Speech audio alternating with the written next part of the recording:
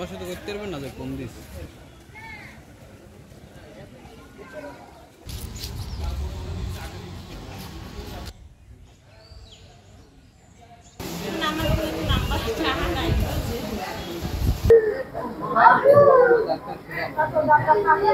আমি দর্শি কয়ে দেও আমার গায়ে না জ্বর, তোমার তো জ্বর এবার বারবারই তোমার কই ডাক্তার দেয়, তুমি ডাক্তার দাও না।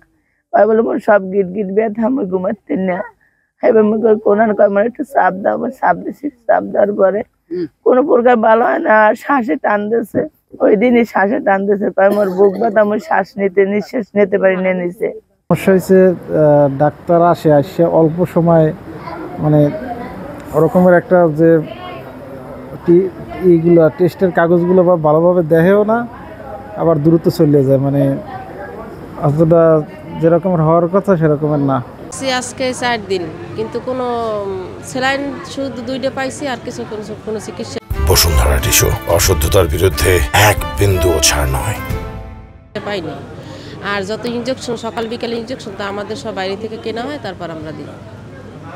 আর এটা এ জায়গার কোনো চিকিৎসা 2 স্যালাইন দেওয়ার পরে আবার অ্যালার্জি বেড়ে গেছে, পরে স্যালাইন বন্ধ করে দিচ্ছে। এখন মুখে চালাইতে বলছি, আর মুখে খাবার তো বাচ্চা খাইই না, তার বলছে মুখে খাওয়ান। আবার বলছে প্লাটিনের জন্য টেস্ট করে দিয়ে গেছে, টেস্টের রিপোর্ট কালকে আসবে, তারপর তারা দেখবে। বলছে মুখে খাওয়ান, স্যালাইন বন্ধ থাকুক, মুখে খাওয়ান। কিন্তু এই জায়গার কোনো চিকিৎসা আমরা পাইতেছি না।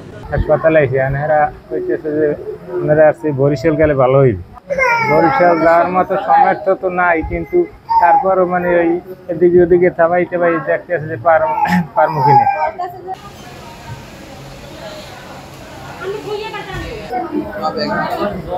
আমাদের ডেঙ্গুতে আগে থেকেই তো ডেঙ্গু একটা রেড স্পট।